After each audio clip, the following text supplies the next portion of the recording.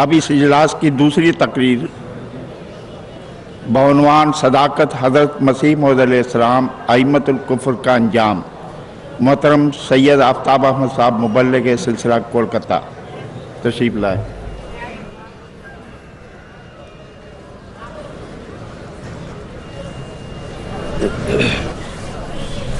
السلام علیکم ورحمۃ اللہ۔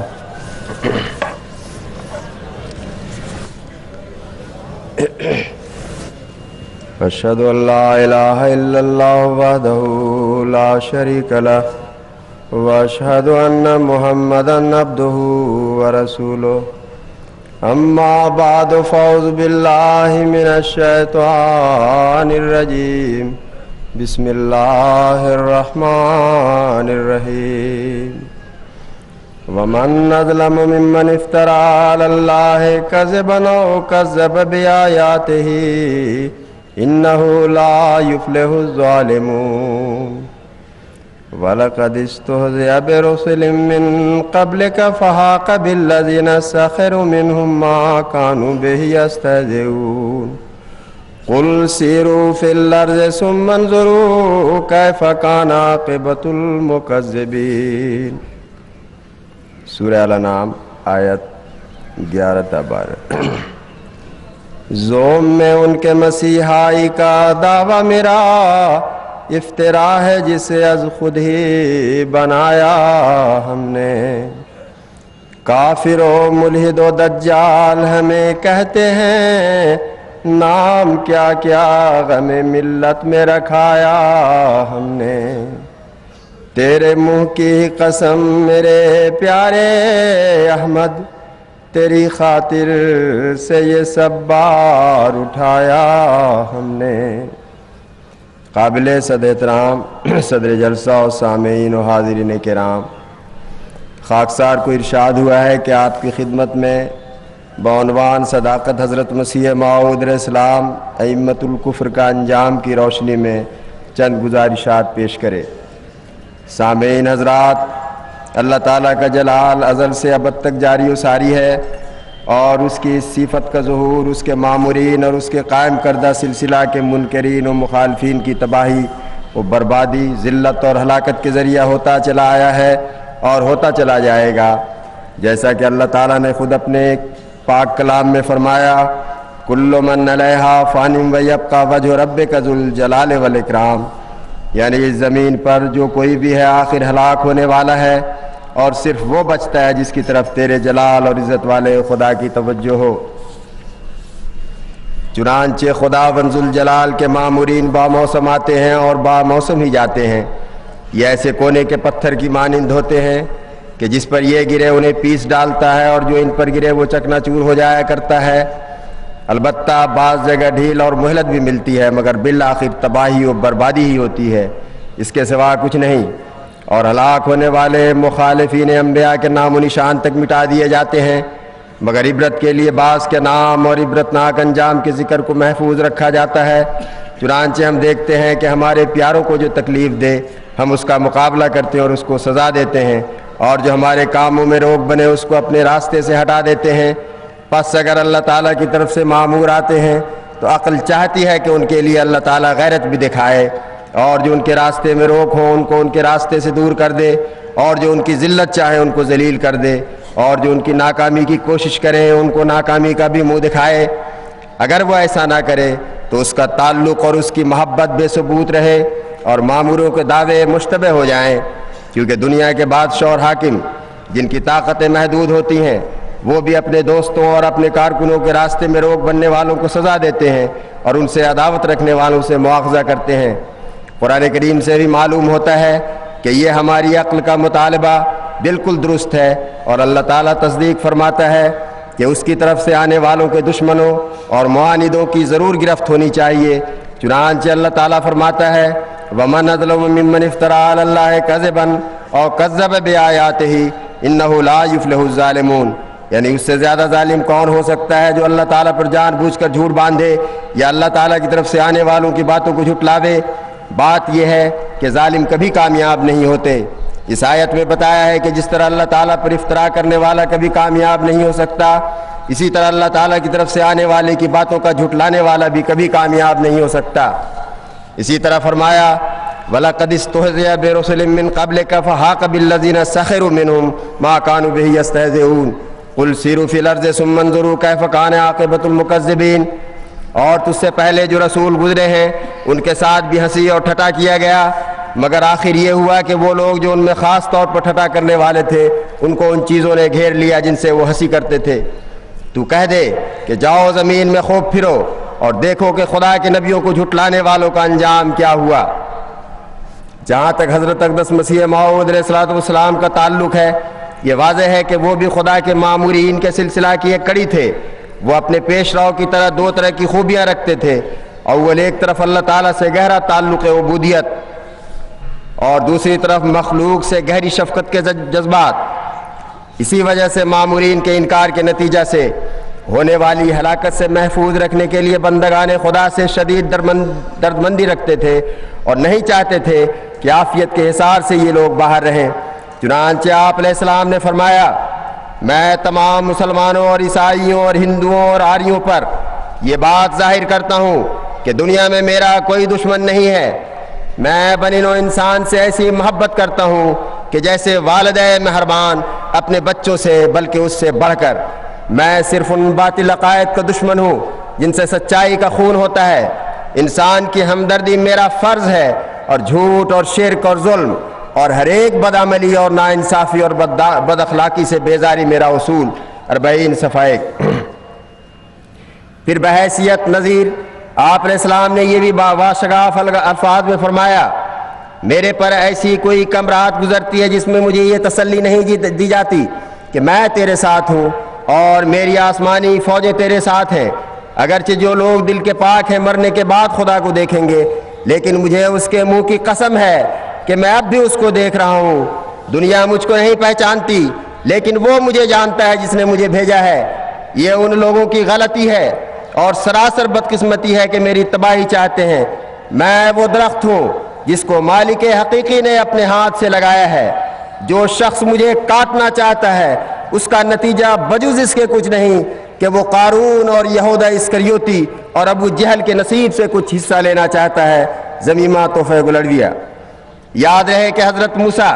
حضرت عیسیٰ علیہ السلام اور حضرت صلی اللہ علیہ وسلم کے مقابل پر اٹھنے والی طاقتوں کو دنیا نے فرعون، یہودا اسکریوتی اور ابو جہل و ابو لہب کے روپ میں دیکھا۔ اسی طرح حقیقت یہ ہے کہ جتنے بھی مامورین آئے ان سب کا انکار و استہزاء کرنے والوں کا عبرتناک انجام ہوتا رہا ہے۔ کسی بھی مذہب کی تاریخ کو اٹھا کر دیکھ لیں، وہاں اس کی مثالیں مل جائیں گی۔ رامائن کے واقعات کا مطالعہ کریں تو حضرت رام کے مقابل پر راون روپی مخالفت اٹھی جس کی اپنی حکومت و طاقت ہوتے ہوئے اسے تباہی و ہلاکت کے سوا کچھ نہ ملا، بلکہ عبرتناک انجام کو راون پہنچا۔ حضرت موسیٰ علیہ السلام کے مقابل پر فرعون اور اس کی فوج اٹھی، مگر خدا تعالیٰ کی تقدیر نے دکھا دیا کہ اس کی لاش کو عبرت کے لیے محفوظ رکھ دیا گیا ہے۔ آج آپ کے سامنے حضرت اقدس مسیح موعود علیہ السلام کے مخالفین و معاندین میں سے صرف چند کی ہلاکت و ذلت کا ذکر محض عبرت کے لیے اس محدود وقت میں کرنے کی کوشش کرنی ہے۔ جیسا کہ پہلے عرض کیا جا چکا ہے کہ حضرت اقدس مسیح موعود علیہ السلام بنی نوع انسان سے شدید محبت رکھتے تھے اور جذبہ خیر خواہی کے تحت اپنی صداقت کو منوانے کے لیے اپنے آپ کو فنا کر لینا چاہتے تھے، اور اگر آپ اپنے دعوے میں اپنے آپ کو جھوٹا سمجھتے تو بڑے درد بھرے انداز میں الہا کے ساتھ ہرگز یہ دعا نہ کرتے اے قدیر و خالق ارض و سما، اے رحیم و مہربان و رہنما، اے کہ می داری تو بر دلہا نظر، اے کہ از تو نیست چیزیں نیست چیزیں مستتر، گر تمہیں بینی مرا پر فسق و شر، گر تو دی دستی کے ہستم بدگہر، پارا پارا کن من بدکار را، شاد کنی زمرہ اغیار را۔ یعنی اے میرے قادر، زمین و آسمان کو پیدا کرنے والے خدا،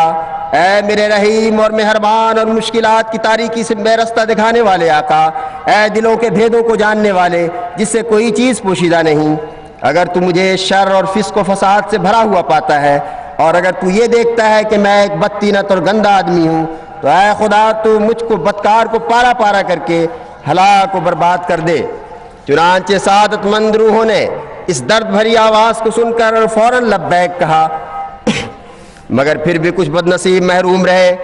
اور حضرت اقدس علیہ السلام کے دعوی کے نہ صرف منکر رہے بلکہ استہزاء کا رنگ دکھانے لگے۔ مگر اللہ تعالیٰ نے اپنے الہامی کلمات سے آپ کو بتا دیا تھا، انی مہین من اراد اہانتک، جو تیری اہانت چاہے گا میں اسے ذلیل و رسوا کر دوں گا، اور جو شخص تیری مدد کرنے کا ارادہ کرے گا اس کا میں مددگار ہوں گا۔ اللہ تعالیٰ کا وعدہ کس طرح پورا ہوتا ہے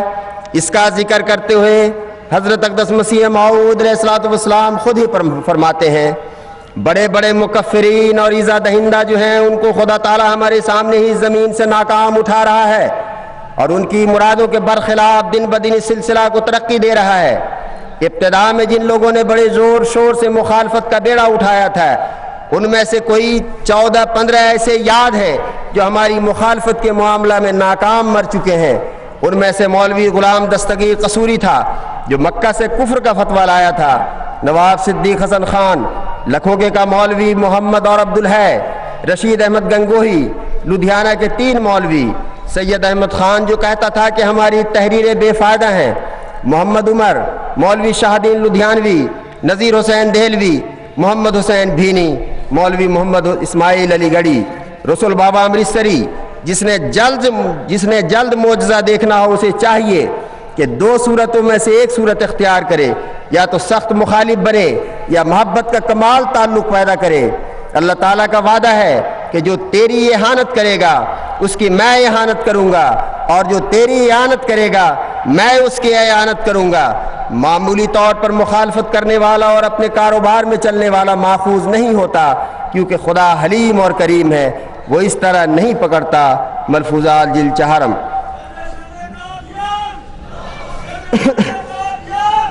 واضح ہو کہ الہام انی مہین من اراد اہانتک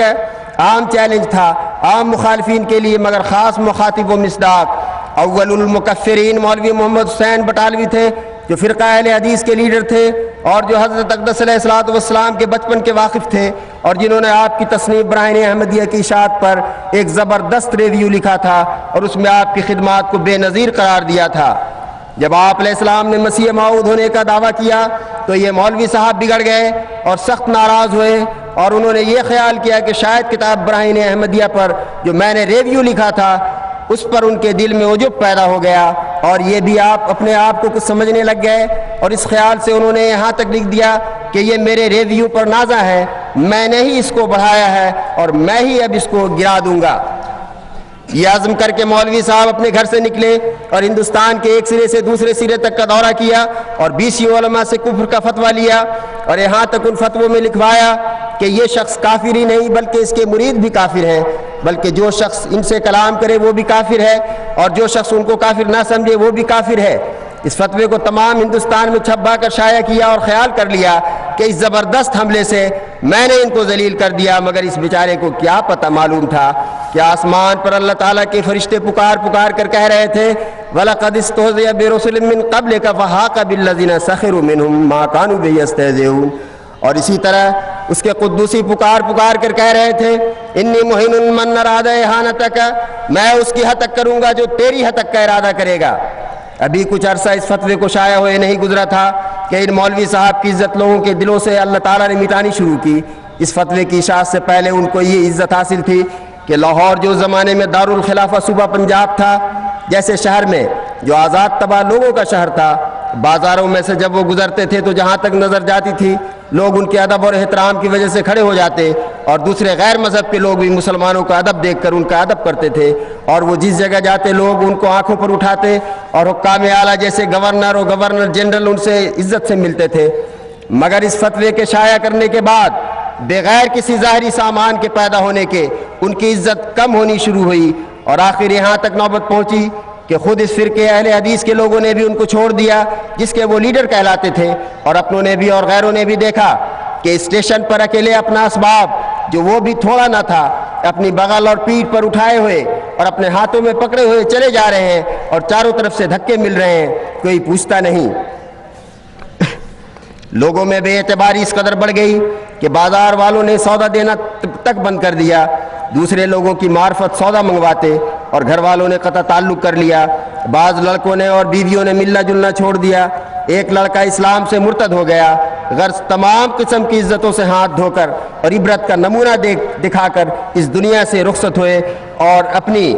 زندگی کے آخری ایام کی ایک ایک گھڑی سے اس آیت کی صداقت کا ثبوت دیتے چلے گئے کہ قل سیروا فی الارض ثم انظروا کیف کان عاقبۃ المکذبین۔ اللہ تعالیٰ کی تقدیر کی چکی چلتی رہی۔ 1991 کا سال آیا تو حضرت اقدس علیہ السلام کے چوتھے خلیفہ بٹالہ ہوتے ہوئے قادیان تشریف لائے اور بٹالہ سے تحقیق کروائی کہ محمد حسین بٹالوی کا خود بٹالہ میں کوئی نام و نشان ہے بھی کہ نہیں، نہ زندوں میں کوئی واقف کار ملا اور نہ قبر کا پتہ لگا۔ نیز اللہ تعالیٰ نے اپنے معمور کے مخالفین کی ذلت اور ہلاکت کو کئی طریقوں سے دکھایا ہے۔ جن لوگوں نے یہ کہا کہ اللہ تعالیٰ جھوٹے کو سچے کی زندگی میں ہلاک کرے، ان کو آپ کی زندگی میں ہی ہلاک کر دیا، اور جن لوگوں نے کہا کہ جھوٹے کا سچے کی زندگی میں ہلاک ہو جانا کوئی دلیل نہیں ہے بلکہ جھوٹے کو لمبی مہلت دی جاتی ہے، جیسا کہ مسیلمہ کذاب رسول کریم صلی اللہ علیہ وسلم کے بعد ہلاک ہوا، ان کو اللہ تعالیٰ نے مہلت دی اور مسیلمہ کذاب کا مثیل ثابت کر دیا۔ اس قسم کے نشانوں میں سے ایک نشان مولوی ثناء اللہ امرتسری صاحب کی ہے، جو اخبار اہل حدیث کے ایڈیٹر اور فرقہ اہل حدیث کے لیڈر کہلاتے تھے۔ جب یہ اپنی مخالفت میں حد سے بڑھ گئے تو حضرت اقدس مسیح موعود علیہ الصلوۃ والسلام نے بموجب حکم قرآنی مباہلہ کی دعوت دی، مگر جب انہوں نے مباہلہ میں اپنی خیریت نہ دیکھی اور حضرت اقدس علیہ السلام کی طرف سے مختلف رنگ میں بار بار غیرت دلائے جانے کے باوجود یہ گریز پر گریز کرتے اور جائے فرار اختیار کرتے چلے گئے، بالآخر مولوی ثناء اللہ صاحب امرتسری نے اپنے اخبار اہل حدیث میں متواتر لکھنا شروع کیا۔ یہ ہرگز کوئی معیار نہیں کہ سچے کی زندگی میں جھوٹا مرے، اور انہوں نے مسیلمہ کذاب کی مثال دی اور کہا کہ میں اس طریقے فیصلہ کو منظور نہیں کرتا، کیونکہ قرآن کریم سے ثابت ہوتا ہے کہ جھوٹے کو لمبی مہلت دی جاتی ہے اور خدا تعالیٰ کا فعل بھی اسی کی شہادت دیتا ہے۔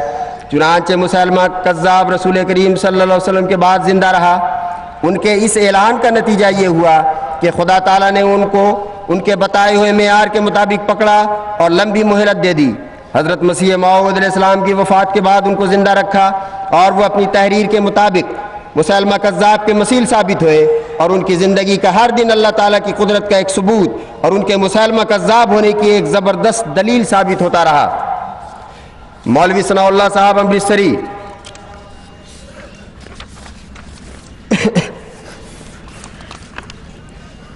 مولوی ثناء اللہ صاحب امرتسری جو اپنے آپ کو فاتح قادیان کہلاتے تھے، ان کی مہلت والی زندگی میں حضرت اقدس مسیح موعود علیہ السلام کے دوسرے خلیفہ حضرت مرزا بشیر الدین محمود احمد صاحب رضی اللہ عنہ نے 3 اپریل 1924 کو فرمایا تھا، جیسا کہ سنت اللہ ہے، ضرور ہے کہ ان پر ہمیں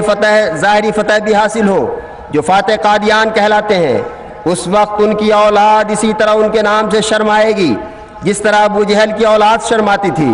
دنیا دیکھے گی کہ میری یہ باتیں جو لکھی اور چھاپی جائیں گی پوری ہوں گی، تو ان لوگوں کی نسلیں جو بعد میں آئیں گے وہ یہ کہنا پسند نہ کریں گی کہ محمد حسین یا ثناء اللہ کی اولاد ہے، وہ یہ کہنے سے شرمائیں گی، ان کے نام سن کر ان کی گردنیں نیچی ہو جائیں گی۔ قول الحق صفحہ 32۔ چنانچہ خدائی تقدیر جو مکذبین کے لیے چلتی رہی، ان کے بارے میں بھی چلی جسے دنیا نے بھی دیکھا۔ چنانچہ اخبار الاعتصام لاہور لکھتا ہے، اگست سن 1947 میں امرتسر نہایت قیامت صغریٰ کا نمونہ پیش کر رہا تھا۔ فسادات کے ہلاکت خیز طوفانوں نے مولانا کی اقامت گاہ کو اپنی لپیٹ میں لے لیا،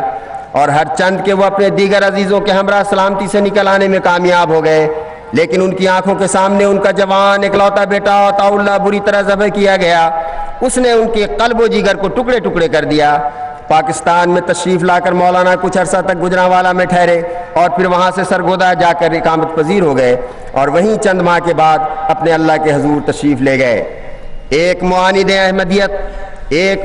احمدیت مولوی عبد الرحیم اشرف اس تلخ انجام کے سلسلہ کو دیکھ کر حسرت کے ساتھ لکھتے ہیں، ہمارے بعض واجب الاحترام بزرگوں نے اپنی تمام تر صلاحیتوں سے قادیانیت کا مقابلہ کیا، لیکن یہ حقیقت سب کے سامنے ہے کہ قادیانی جماعت پہلے سے زیادہ مستحکم اور وسیع ہوتی گئی۔ مرزا صاحب کے بالمقابل جن لوگوں نے کام کیا، ان میں سے اکثر تقوی، تعلق باللہ، دیانت، خلوص علم اور اثر کے اعتبار سے پہاڑوں جیسی شخصیت رکھتے تھے۔ سید نذیر حسین دہلوی، مولانا انور شاہ دیوبندی، مولانا قاضی سید سلیمان منصور پوری، مولانا محمد حسین بٹالوی، مولانا عبد الجبار غزنوی، مولانا ثناء اللہ امرتسری اور دوسرے اکابر رحمہ اللہ و غفر لہم کے بارے میں ہمارا حسن ظن یہی ہے کہ یہ بزرگ قادیانیت کی مخالفت میں مخلص تھے، اور ان کا اثر و رسوخ بھی اتنا زیادہ تھا کہ مسلمانوں میں بہت کم ایسے اشخاص ہوئے ہیں جو ان کے ہم پایا ہوں۔ اگرچہ یہ الفاظ سننے اور پڑھنے والوں کے لیے تکلیف دہ ہوں گے، لیکن ہم اس کے باوجود اس تلخ پر مجبور ہیں کہ ان اکابر کی تمام کاوشوں کے باوجود قادیانی جماعت میں اضافہ ہوا ہے۔ اخبار المنیر لال پوری۔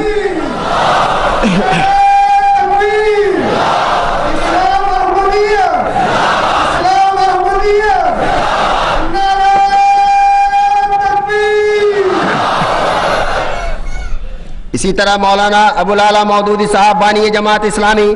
حضرت مسیح موعود علیہ السلام کی کامیابی اور مخالفین احمدیت کی ناکامی کا اعتراف ان الفاظ میں کرتے ہیں۔ میں اکثر اوقات اس پر غور کرتا ہوں کہ کیا وجہ ہے کہ مرزا غلام احمد کو اپنے مشن میں اس قدر کامیابی حاصل ہوئی۔ مجھے مرزا صاحب کی کامیابیوں کا سلسلہ لامتناہی نظر آتا ہے، اور جس وقت مرزا صاحب کے مخالفین کی نامرادیوں پر غور کرتا ہوں تو وہ بھی بے حد و حساب نظر آتی ہے۔ ایسا کیوں؟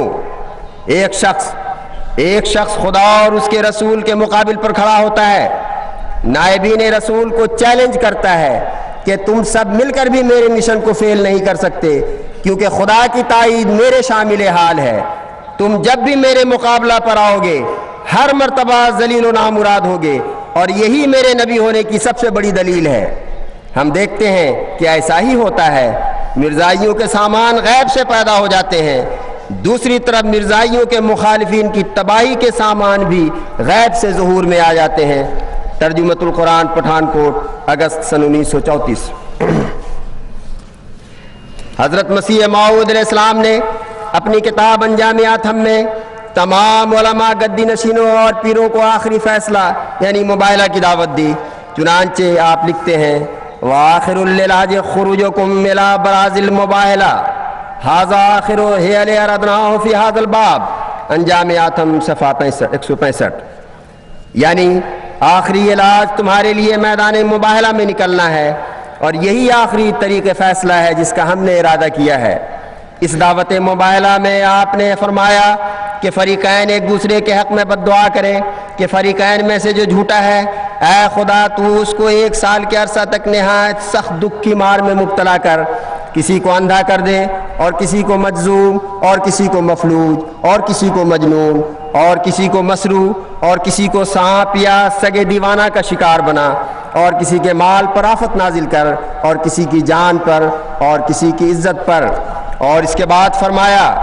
گوار اے زمین اور اے آسمان کہ خدا کی لعنت اس شخص پر کہ اس رسالہ کے پہنچنے کے بعد نہ مباہلہ میں حاضر ہو اور نہ توہین و تکفیر کو چھوڑے اور نہ ٹھٹا کرنے والوں کی مجلسوں سے الگ ہو۔ سامعین کرام، خداوند ذوالجلال نے حضرت مسیح موعود علیہ السلام کی یہ دعا سن لی، اور دنیا نے یہ عجیب کرشمہ قدرت دیکھا کہ آپ علیہ السلام کی زبان مبارک سے نکلے ہوئے الفاظ بے اثر ثابت نہیں ہوئے، بلکہ جو معاند علماء یا گدی نشین اپنی مخالفت پر بدستور قائم رہے، انہیں اپنے جرم کی پاداش میں ان سزاؤں میں سے کسی نہ کسی سزا کو ضرور بھگتنا پڑا۔ چنانچہ مولوی رشید احمد گنگوہی اندھے ہوئے، پھر سانپ کے ڈسنے سے مرے۔ مولوی عبدالعزیز صاحب اور مولوی محمد عمر صاحب لدھیانوی جو مشہور مفکرین میں سے تھے، مکفرین میں سے تھے، صرف 13 دن کے وقفے سے یکے بعد دیگر اس جہان سے کوچ کر گئے اور ان کا پورا خاندان اجڑ گیا۔ مولوی سعد اللہ صاحب نو مسلم اور رسول بابا صاحب طاعون کا شکار ہوئے۔ مولوی غلام دستگیر قصوری نے اپنی کتاب فتح رحمانی صفحہ 26-27 میں آپ علیہ السلام کے خلاف بد دعا کی تھی کہ وہ کتاب کی اشاعت سے قبل ہی اجل کے ہاتھوں پکڑے گئے۔ غرض ان مخالفانہ کارروائی جاری رکھنے والوں میں سے اکثر آپ کی زندگی میں ہی تباہ و برباد ہوئے۔ چنانچہ سن 1906 تک ان مخالفین کی اکثریت کا خاتمہ ہو چکا تھا، اور جو زندہ تھے وہ بھی کسی نہ کسی بلا میں گرفتار تھے۔ آپ کی وفات کے بعد مولوی محمد حسین بٹالوی اور مولوی ثناء اللہ امرتسری سلسلہ احمدیہ کے عروج کا مشاہدہ کرنے کے لیے دیر تک زندہ رہے اور بالآخر پے در پہ صدمات میں مبتلا ہو کر فالج سے راہی ملک عدم ہوئے۔ پھر ایک دور یہ بھی آیا کہ حضرت اقدس علیہ السلام کی صداقت کے لیے اللہ تعالیٰ کی طرف سے طاعون کا نشان دیا گیا اور اس طاعون کا شکار معاندین ہی ہونے لگے۔ چنانچہ امر واقعہ یہ ہے کہ مولوی زین العابدین نے ایک احمدی سے مباہلہ کیا، تھوڑے دنوں کے بعد وہ خود، اس کی بیوی، داماد وغیرہ گھر کے 70 افراد طاعون کا شکار ہو گئے۔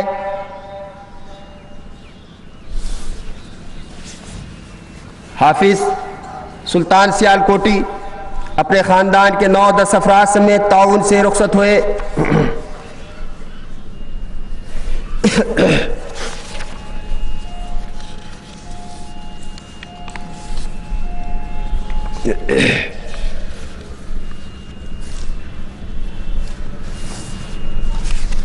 اب میں اپنی تقریر کو حضرت خلیفۃ المسیح خامی سید اللہ تعالی بنصر عزیز کے ایک اقتباس پر ختم کرتا ہوں۔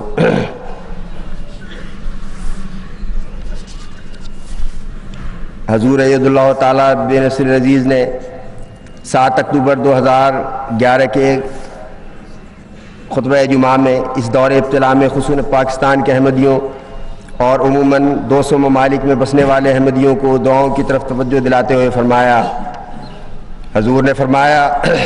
پس خدا تعالیٰ کے آگے مکمل جھک جائیں تا ظالم اور ظلم مکمل طور پر فنا ہو جائے۔ جب ہم اپنی راتوں کے تیروں کو خالص ہو کر چلائیں گے تو یقیناً خدا تعالیٰ فوق العادت نشان دکھائے گا۔ ہمارا خدا سچے وعدوں والا ہے۔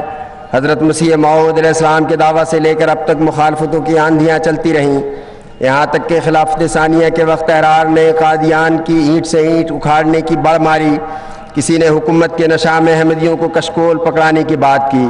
لیکن نتیجہ کیا نکلا؟ آج احمدیت 200 ممالک میں قائم ہو چکی ہے۔ یہ سلسلہ خدا کا قائم کردہ سلسلہ ہے۔ ہم ہر آن خدا کی تائید و نصرت کے حوالے دیکھ رہے ہیں، بس فکر اس بات کی ہے کہ ہم انابت اللہ کر رہے ہیں یا نہیں، اللہ کے حضور عاجزی سے جھک رہے ہیں یا نہیں۔ اپنے دلوں میں حضرت مسیح موعود علیہ السلام کے خلاف ظالمانہ الفاظ پڑھ اور سن کر صرف بے چینی محسوس کرنے والے نہ ہوں، بلکہ راتوں کی دعاؤں میں خدا تعالیٰ کے فضل اور رحم کو کھینچنے والے ہوں۔ اپنی سجدہ گاہوں کو تر کریں، اپنی سجدہ گاہوں کو تر کریں، اما حضرت صلی اللہ علیہ وسلم کے خدا کو پکاریں جس نے کمزوروں کو حاکم بنا دیا۔ پس اے خدا، ہم تیری رحمت کا واسطہ دے کر آج تجھ سے مدد مانگتے ہیں، آج تجھ سے مانگتے ہیں کہ یہ زمین جو ہمارے لیے تنگ کی جا رہی ہے ہمارے لیے گل و گلزار بنا دے، ہمیں تقوی میں ترقی کرنے والا بنا۔ اے ارحم الراحمین خدا، تو ہم پر رحم کرتے ہوئے فضل نازل فرما۔ آمین۔ وآخر دعوانا ان الحمدللہ رب العالمین۔